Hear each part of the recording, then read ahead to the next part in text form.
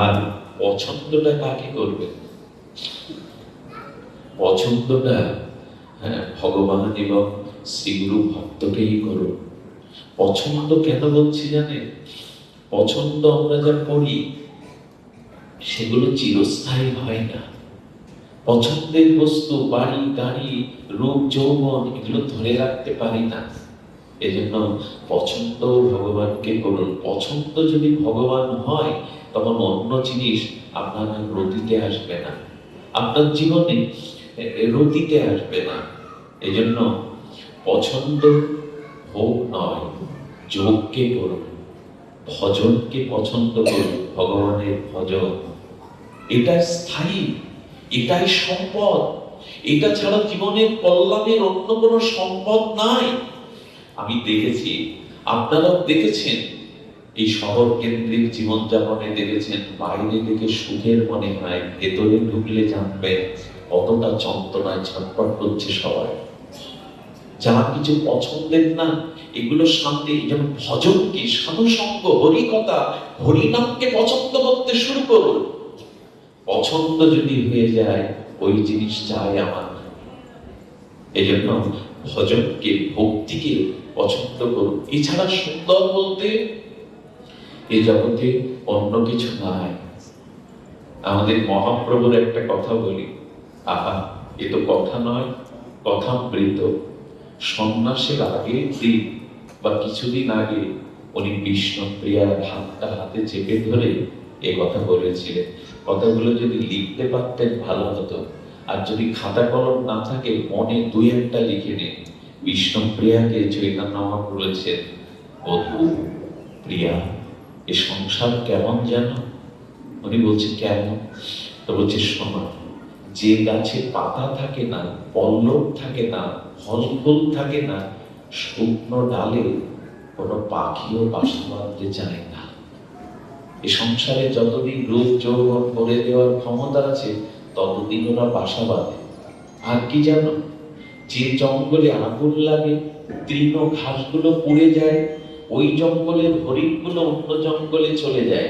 ওই জঙ্গলে আর তৃণ পাবে না, লতা পাবে না, এই জন্য থাকে না। আরো কি জানো প্রিয়া? সকালবেলা ঝরে যাওয়া বিকালের ফুলগুলো ধুলো থেকে উড়িয়ে কেউ দেবতার পায়ে নিয়ে যায় না। যে সংসারটা এমনই।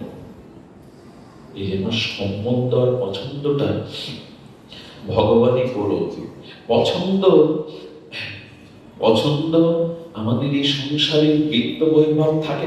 দেখুন, টাকাকে সম্পত্তিকে কিন্তু দোষের বলা হয়নি, কিন্তু এদেরকে দুরভোগ করা, অর্থাৎ অর্থকে যথাযুক্ত স্থানে ব্যয় না করা, অসৎকে ব্যয় করা, এটাই অর্থের দোষ। অর্থ দোষের নয়। রাজা হন আপনি, অম্বরীশের মতো, প্রহ্লাদ, ধ্রুবের মতো ক্ষতি নেই, কিন্তু আপনি কৃপা করে অর্থটা সদুপযোগ করুন। অর্থটা যদি সদুপযোগ না করতে পারেন, অর্থ তিন ভাবে চলে যাবে: মামলা মকদ্দমায়, রোগে, নাহলে 1400 টাকা সন্ত্রাসীদের হাতে। অর্থের উপার্জনের একটা অংশ আজকে তারকবাবু এই কাজ না করতেও পারতেন। অর্থ কিছুটা কাজে লাগাতে হয়, সৎ কাজে লাগাতে হয়। এটা আমাদের শাস্ত্রে বলা আছে, অর্থটা সৎ কাজে লাগাতে। আমি একটু আগে বলছিলাম, আমি ভোগ চাই না ভজন চাই, পছন্দ করতাম। আচ্ছা, একটা প্রমাণ আমি আপনাদের রাখি। আমার সামনে আপনি 1 লাখ টাকা আর একটা জপের মালা রাখুন, এদিকে প্রশ্ন করুন তোমার পছন্দ কোনটা, তুলে না। আমি আপনাদের মিথ্যা বলবো না, ব্যাসপীঠে বসে, এই পিঠে বসে মিথ্যা বলতে নেই। আমি টাকাটাই নেব, আমি টাকাটাই নেব, আমার পছন্দ জবে। আচ্ছা, দুইটাই কিন্তু গুনতে হয়। 108 মালা জপ করতে হয়, টাকাটাও গুনতে হয়। কিন্তু একটা জিনিস লক্ষ্য করেছেন, টাকা গুনতে গিয়ে সবার সাবধান থাকে, সতর্ক থাকে, আর মালা জপতে গিয়ে ঘুম আসে কিনা, অলসতা আছে কিনা, পছন্দ করতে হবে। তবে একটা বলি, টাকা এইভাবে গুনলে কোনো প্রয়োজন মিটবে, কিন্তু আসা যাওয়া মিটবে না, বারবার আসতে হবে। আর মালাটা যদি গোনেন 108 বার, তাহলে এই মালা ঘোরানোর সাথে জগতে আসা যাওয়া ঘোরাও বন্ধ হয়ে যাবে, আর ভগবান আপনাকে এই জগতে আসবে। কিন্তু আমি চায় 1,00,000 টাকা, ওটা গুনতে আমি খুব সাবধান, কিন্তু মালা গুনতে আমি সাবধান। কতদিন বলুন তো আমরা যারা ব্যবসা করি, আমিও তো বিষয়ে কি টাকা প্রতিদিন গুনি, কত সততার সহিত গুনি, কিন্তু মালায় বলে ঘুম আসে বাবা, মালা হাতে ধরলে ঘুম আসে। যে পছন্দ তো করিনি মালাকে, টাকায় পছন্দ করেছি, এই জন্য ওর প্রতি আমার আমার আমার ওর প্রতি দরদ। সুধীবৃন্দ, আমি গতকালই বলেছিলাম, ভগবানকে যেন আমরা না ঠকাতে যাই। এই ব্যাসপীঠে বসে, মানে আমি যেটা বসেছি এটার নাম ব্যাসপীঠ, এখানে বসে যদি যশ খ্যাতি পূজা প্রতিষ্ঠা নিজের ঢাকঢোল পিটায়, আর এখানে বসে যদি চালাকি দ্বারা অর্থবিত্ত যশ খ্যাতির ধান্দা থাকে, তবে তার পরিণতি কি হবে জানেন? ওই যে গলার সমান গঙ্গা জলে বসে মদ খাওয়া। আপনি গঙ্গা জলে, গলার সমান গঙ্গা জলে, অথচ খাচ্ছেন। এই ব্যাসপীঠে বসে ধর্মপথে এসে যদি নিজেকে ঠকায়, অর্থাৎ অর্থ যশ খ্যাতি এইগুলি পাওয়ার নেশা থাকে, ভগবানকে ভজনকে পছন্দ না হয়, আমি আচ্ছা মদটা ভেতরে যায় আর গঙ্গা জলটা বাইরে লাগে নাকি? ওরটা ক্রিয়া করে কোনটা বেশি? যেটা ভেতরে যায়। তো বাইরে দেখছেন বিল্লমঙ্গল বক্তা হয়ে ব্যাসপীঠে বসে মুখে ফেনা তুলে দিচ্ছে হরি কথা, কিন্তু ভেতরে যদি আমার টাকা অর্থ যশ খ্যাতির লোভ থাকে, তবে আমি গঙ্গায় গলা নামিয়ে মদ খাচ্ছি। খুব সতর্ক। পছন্দটা যেন ভগবানকেই হয়, পছন্দটা যেন শ্রী ভগবানকে হয়। দ্বিতীয় বলে ফেলেছি, সময় বেশি নেব না, তো আমি তৃতীয়টা বলেই বিশ্রাম করব। তৃতীয়টা কি? তৃতীয়টা হলো, প্রকরণটা হলো আবশ্যকতা কি, জীবনের সব থেকে বড় আবশ্যকতা কি, এটা বলেই আমি রাখছি। তবে ঘটনাটা খুব মার্মিক, আরো হৃদয়গ্রাহী, আরো মধুর থেকে মধুরতরতম। আবশ্যকতা কি জীবনের? আচ্ছা একটা কথা বলুন তো, এখানে বিশ্বনাথ ঘোষ মহাশয় আছে, আবার আমার মতো সাধারণ ব্যক্তিও আছে, কিন্তু দিনটা ওনার আমার 24 ঘন্টার বাইরে কি? আচ্ছা ওনাকে বাদ দিন, প্রধানমন্ত্রী আর আপনি 24 ঘন্টা, ওনার জন্য কি 36 ঘন্টা দিন, আর আপনার জন্য কি 24 ঘন্টা? ভগবান বলছে দেখো আবশ্যকতা কি তোমার জীবনে।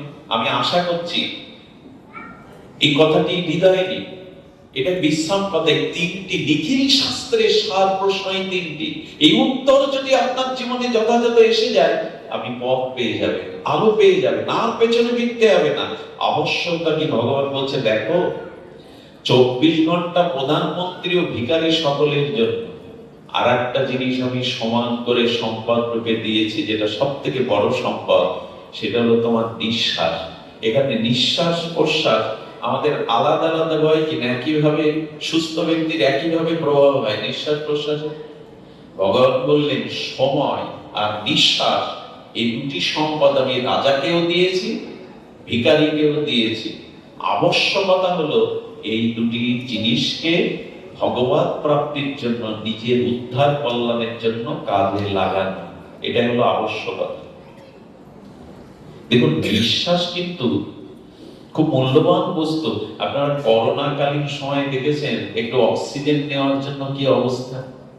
আমার তো মনে হয় আপনার আমার প্রতি অনেক দয়া, ওই সময় আমরা বেঁচে গেছি যারা, তাই না? অনেক দয়া না? ভগবান কিছুটা কৃপা করে বাঁচিয়ে রেখেছেন যে ওই সময়তেও আমরা এখনো বেঁচে আছি। এই বেঁচে থাকার অর্থ কি?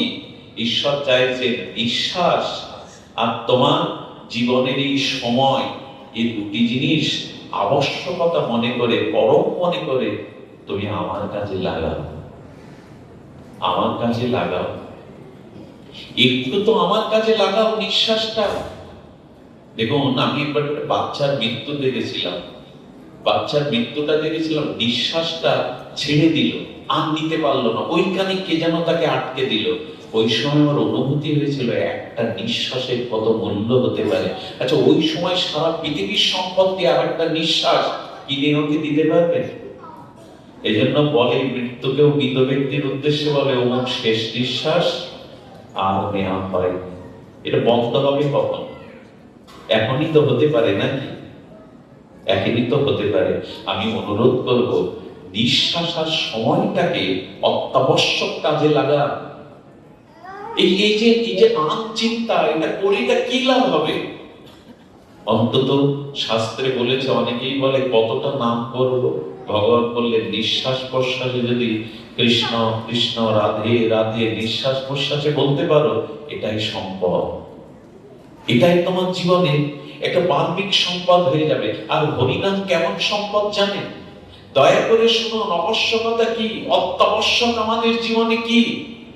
আমাদের পদ্মনাভ পণ্ডিত ছিল কাশীতে, মুক্তিতীর্থ বারাণসী কাশীতে। এনার গুরুদেবকে জানেন? সন্ত কবি। সাধুগণের মধ্যে ওনাকে শ্রেষ্ঠ মানা হয়, সন্ত কবি। ইনি রামানুজাচার্যের আশীর্বাদে এক বিধবার গর্ভে জন্মেছিলেন। ছোট বাল্য বিধবা গিয়েছে ফুলের মালা নিয়ে মন্দিরে। রামানুজাচার্য মহিলাদের মুখ দেখতেন না প্রকৃতি, পদ্মার উপর থেকে বলছে বাবা মালা এনেছি। মালাটা নেওয়ার পরে সৌন্দর্য থেকে বললেন পুত্রবতী ভব। কেঁদে ফেলেছেন এই বাড়ি, আমি বিধবা বাবা, আমাকে অভিশাপ দিলেন না বর দিলেন? রামানুজাচার্য বলরামের অবতার, বলেন আমি যখন মুখ দিয়ে বলেছি তোর গর্ভে বিশ্বনন্দিত সাধু জন্মাবে। ইনি সন্ত কবি, ইনি সন্ত কবি।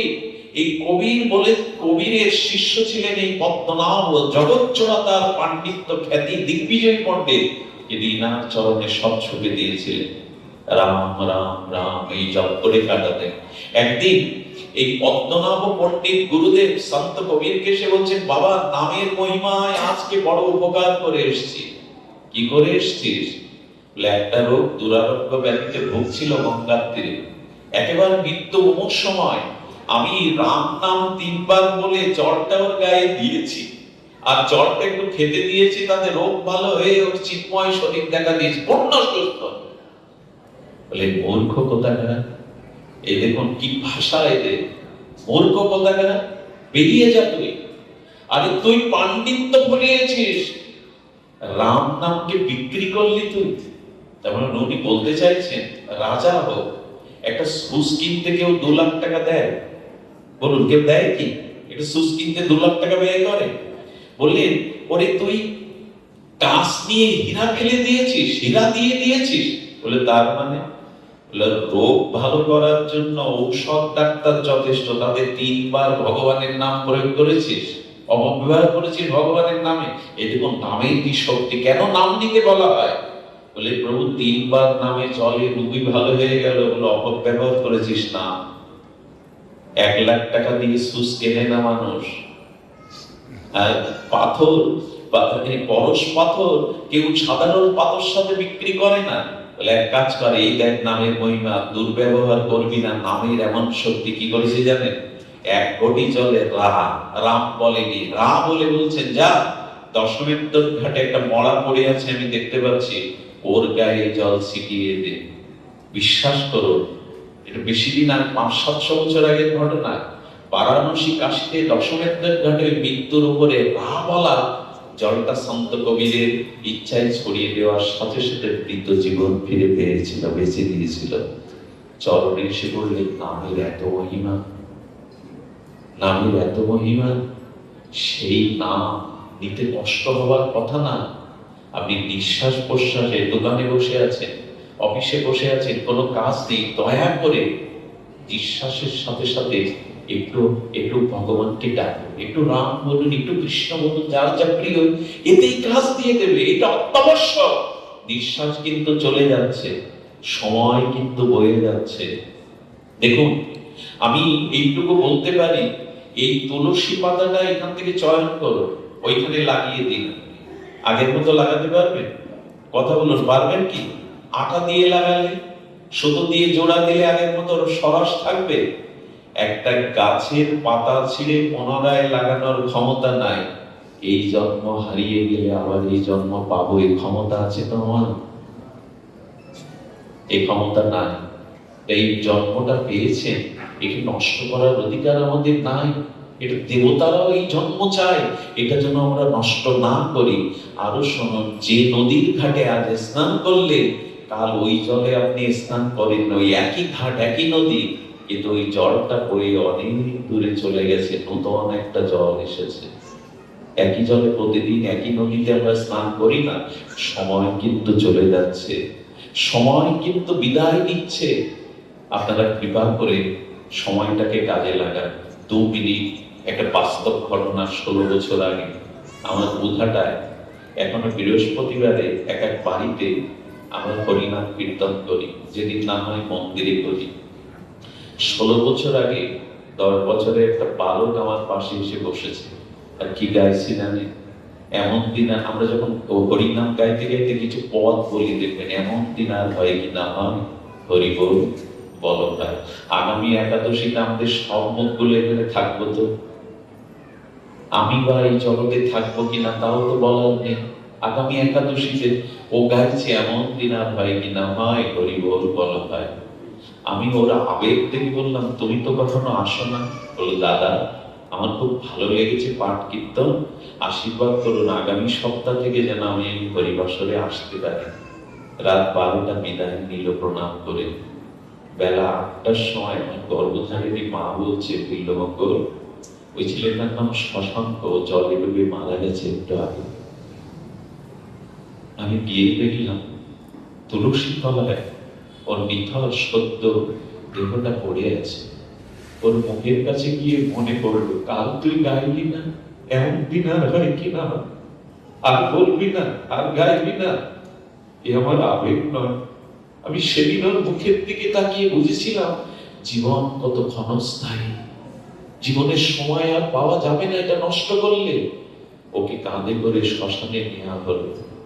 বালু কেটে সমাধি দেওয়ার সময় ওকে যখন সমাধিতে শুয়ে দেওয়া হলো, ওর বাবা এসে বলছে, বিল্লু, কালকে তোমার সঙ্গে গিয়ে হরিনাম হরি কথা বলে এলো, বালিটা তুমি দাও না ওর মুখে, ওর সমাধিতে একটু বালি তুমি দাও না।